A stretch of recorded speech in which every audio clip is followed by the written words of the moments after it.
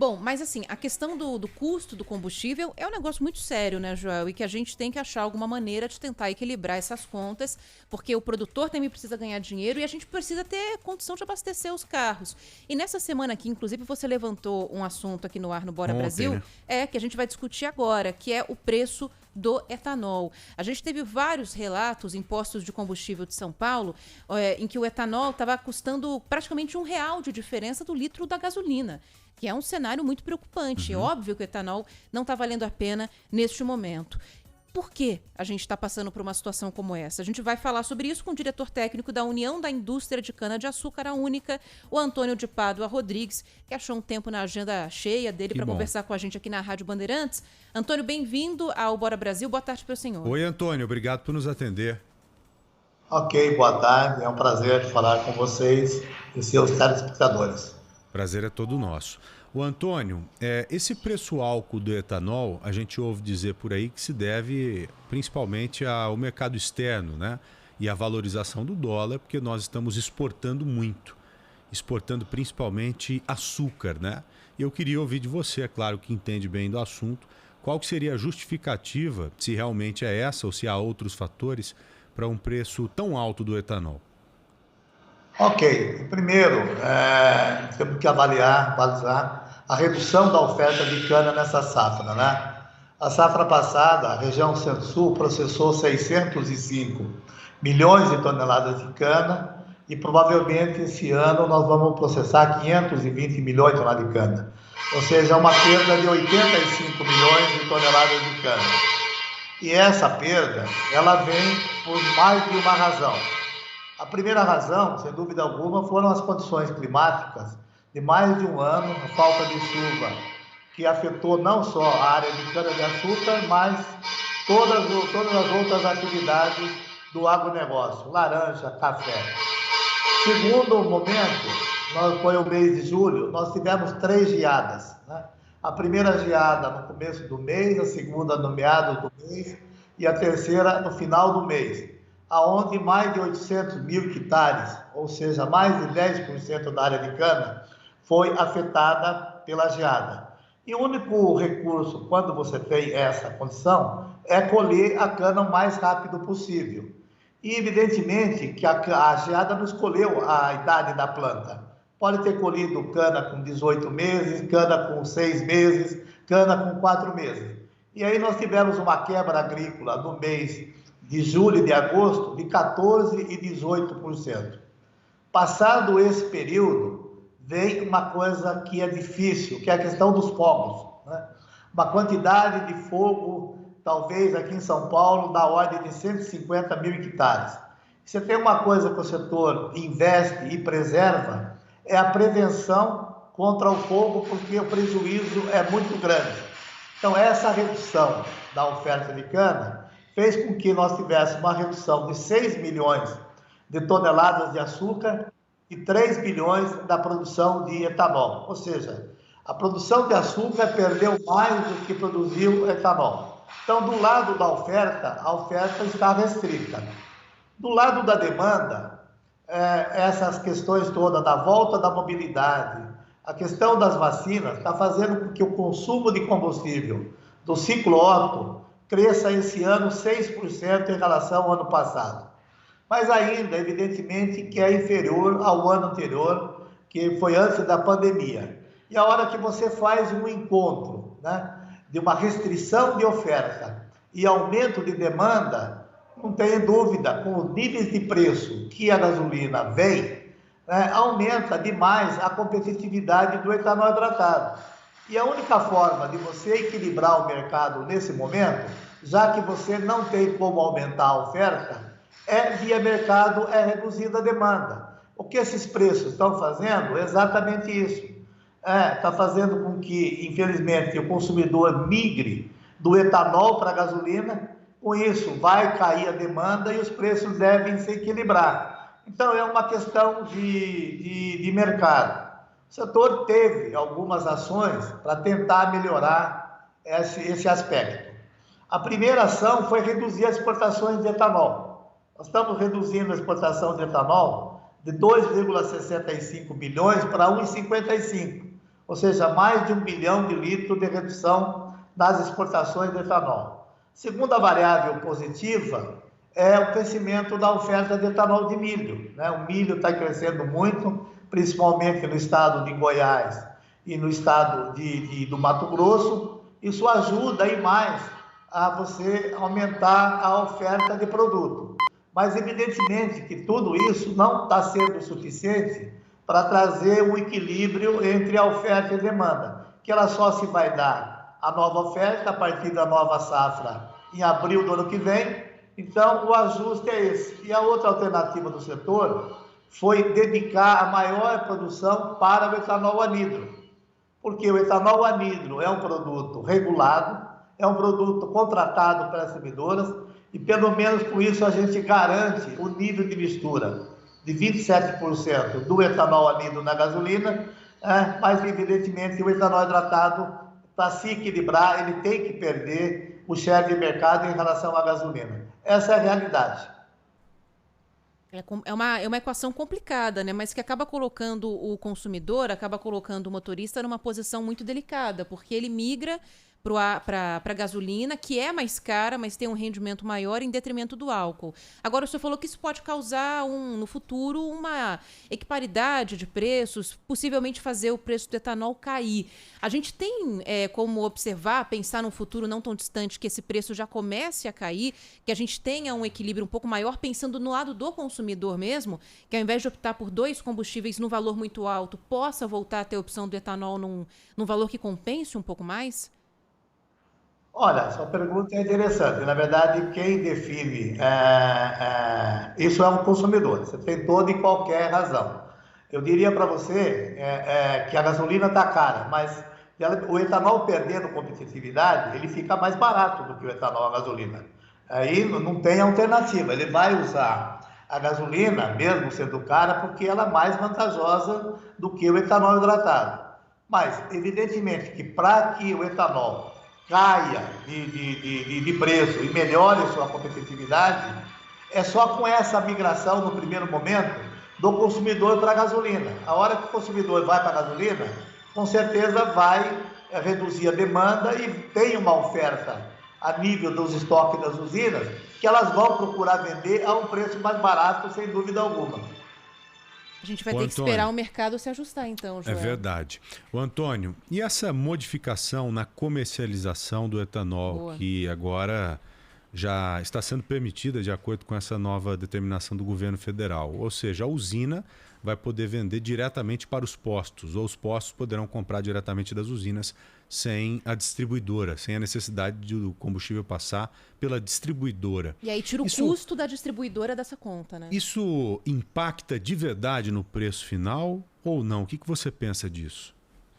Eu acho muito difícil que traga algum efeito ou alguma redução de preço. Primeiro, você não está alterando a carga tributária, né? Que existe hoje nem na gasolina, nem no etanol. Então, se você transfere a responsabilidade ao produtor para entregar para a revenda, o tributo é do mesmo tamanho a hora que eu vendo como distribuidora e ele vende para a revenda. Então, eu não tenho nenhuma alteração do ponto de vista tributário, quer seja federal, quer seja estadual. O posto, que nem vocês comentaram anteriormente, ele vai manter a sua margem de revenda. Nós estamos falando aí do diferencial de logística, um diferencial de custo. O setor não tem estrutura para fazer revenda direta nos postos. O setor ele só sabe trabalhar no atacado, ele não sabe trabalhar no varejo. Então, eu acho muito difícil que haja essa atratividade para o produtor sair da venda do atacado para a distribuidora para ir para o varejo. E o que mais nos preocupou nessa segunda medida provisória é que a primeira, pelo menos, você dando um tempo para que os agentes se preparassem, né? Você dava um tempo para a ANP, 90 dias, para regulamentar quais seriam os compromissos daquele produtor que fizesse a venda direta, em termos de qualidade, em termos de outras variáveis. Os estados todos estavam preparando toda uma mudança nos seus regulamentos de ICMS, porque como é que o estado faz? Se a distribuidora só recolhe uma parte, e o produtor só recolhe uma parte. E agora o produtor que for vender a venda direta precisa recolher a cadeia como todo, precisa você alterar toda a questão da regulamentação dos estados. Isso não está sendo feito. Os estados vão ter que correr para resolver esse problema tributário. Só tem 2 estados que estavam com essa legislação pronta, que são os 2 estados que mais pleitearam e que mais demandaram para a venda direta, que foram os produtores do Nordeste, os produtores de Alagoas e Pernambuco, que já tinham uma legislação própria em seus estados, viabilizando a venda direta e ficando responsável pelo recolhimento. Então, vamos ver como é que vai ser esse processo daqui para frente e como é que os agentes, seja a ANP, seja os estados, vão se normatizar para que esse mercado não vire mais uma bagunça, mas que ele seja ordenado de alguma forma que não haja uma concorrência desleal entre aqueles que vão continuar vendendo via distribuidora e aqueles que vão operar diretamente para revenda. Agora, um outro ponto, voltando a uma questão inicial que o senhor colocou aqui, que é a questão de produção da cana, o que a gente tem de expectativa para os próximos meses? Há uma expectativa de que a produção continue embaixo, Antônio? A gente pode recuperar isso até o ano que vem, para aumentar a oferta dessa maneira também? Não, nós já estamos com a safra terminando. A safra começou em abril, né, e geralmente ela vai até meados de novembro, vai até meados de dezembro. A safra já tem algumas usinas já parando agora em setembro, outras vão parar evidentemente em outubro, e poucas unidades em novembro. Então a oferta que vem daqui para frente é uma oferta muito pequena, né? Estamos falando talvez aí um pouco mais de 20% da safra que falta ainda ser processada. Então a nova oferta ela vem ainda com o milho, porque o milho ele não tem sazonalidade, o milho ele opera durante os 12 meses por ano, apesar da quebra agrícola do milho, o milho ainda não sofreu a falta de oferta de milho para fazer o etanol, e provavelmente o que pode ajudar um pouco agora é o início da safra na região norte e nordeste. A safra na região norte e nordeste começa agora em setembro e termina em março. Então, como nós transferimos muito produto aqui do centro-sul para o norte e nordeste, essas transferências vão reduzir e provavelmente diminua a pressão de compra das distribuidoras para abastecer o norte e nordeste. Pode gerar mais equilíbrio mesmo e oferta mesmo para valer, ela só vai vir na próxima safra. Essa safra está terminada, a produção de açúcar está dada, a produção de etanol está dada. A única indefinição ainda que existe ainda é na questão da demanda e do comportamento do consumidor, se ele fica na gasolina ou vai para o etanol, se ele fica no etanol ou vai para a gasolina. E safra agora só ano que vem. Só consumidor. Só ano que vem, então. Até lá, nós vamos depender dessa pequena influência, pelo que eu entendi do Antônio, da oferta de etanol no mercado. E da oferta do etanol de milho e que é o comportamento do consumidor. Pode ter uma redução do consumo, mas pelo que eu entendi nessa fala final do Antônio, acho que não teremos uma modificação tão considerável assim no preço final, porque a oferta não será tão grande. Nós já sabemos qual o tamanho dessa oferta que o mercado vai receber nos próximos meses. Estamos dependentes, de fato, da próxima estação chuvosa e da próxima safra, não é? É mais ou menos por aí, Antônio? É isso, né? Por aí.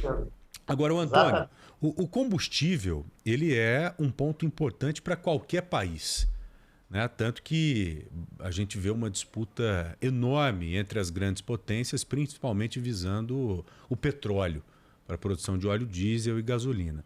E nós temos no Brasil terras agricultáveis, temos um dos países mais agricultáveis do planeta.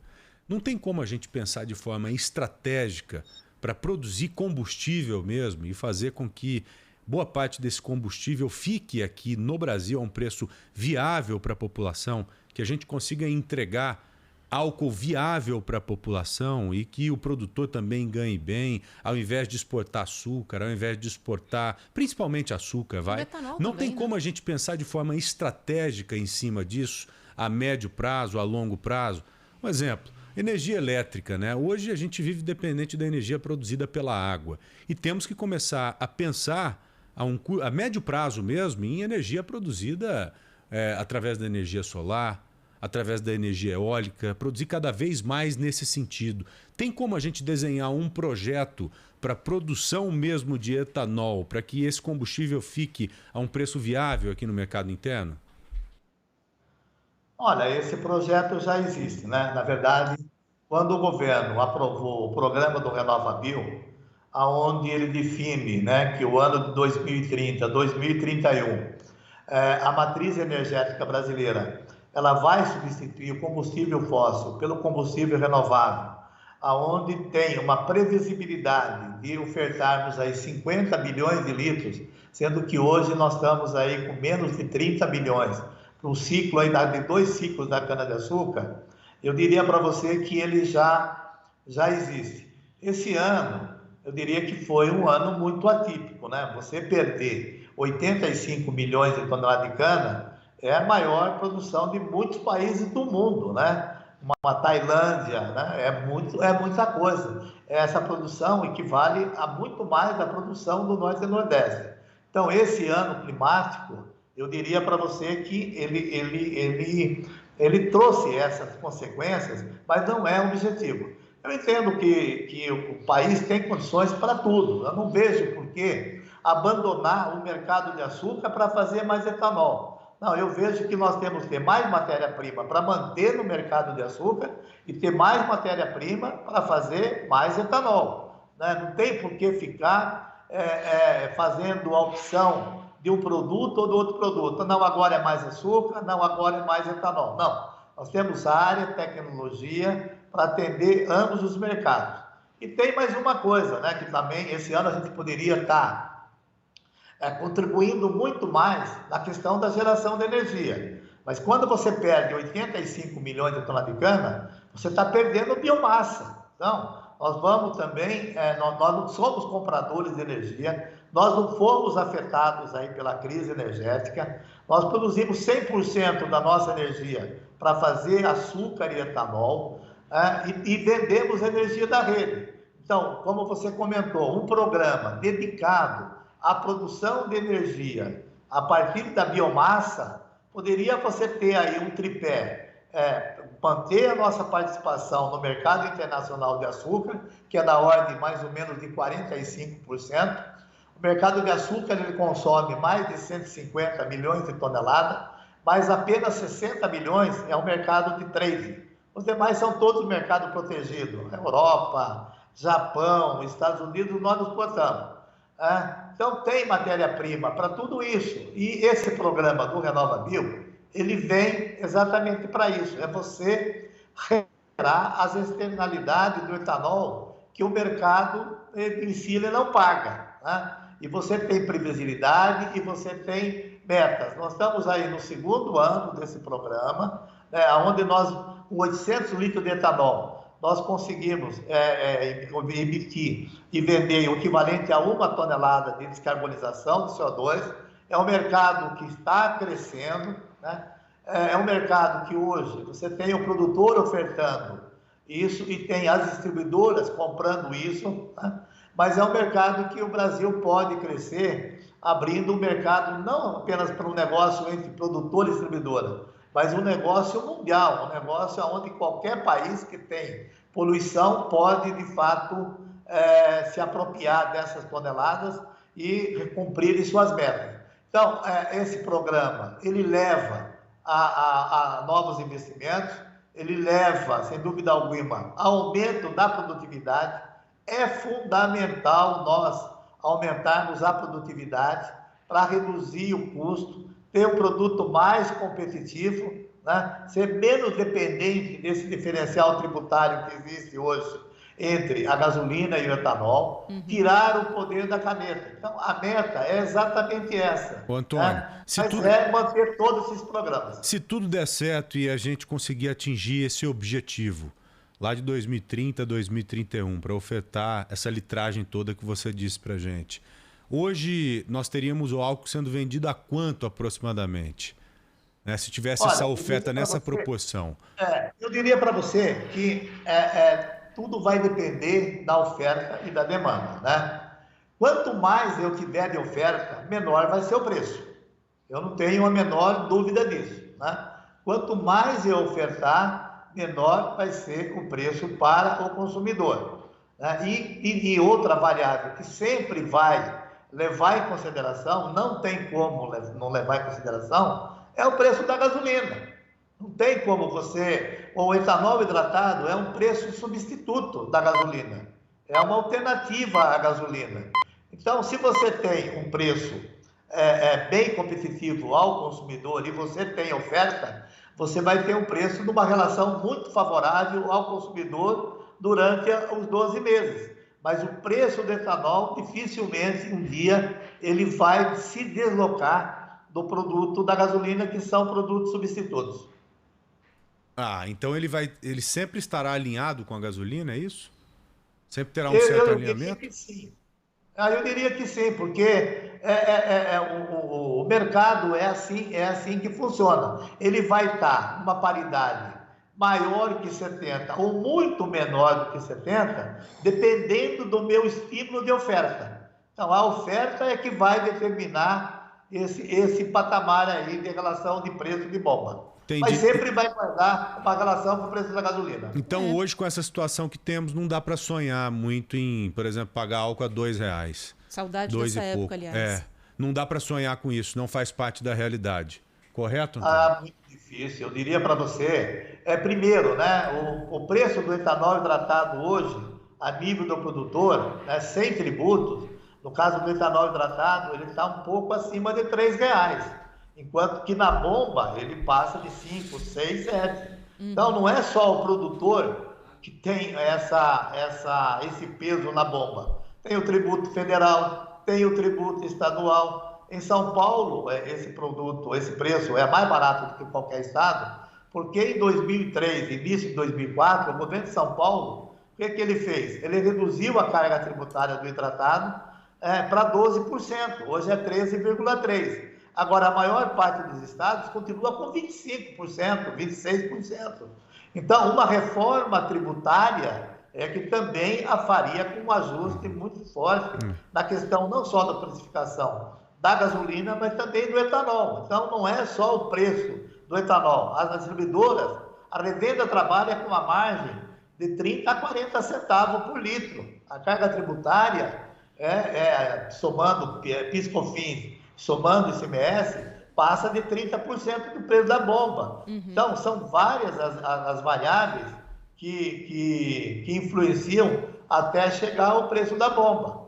O produtor, sem dúvida alguma, aumentando a produtividade e reduzindo o custo, ele sempre vai ter uma condição de vender um preço mais barato. Mas o preço final de bomba não depende apenas do produtor.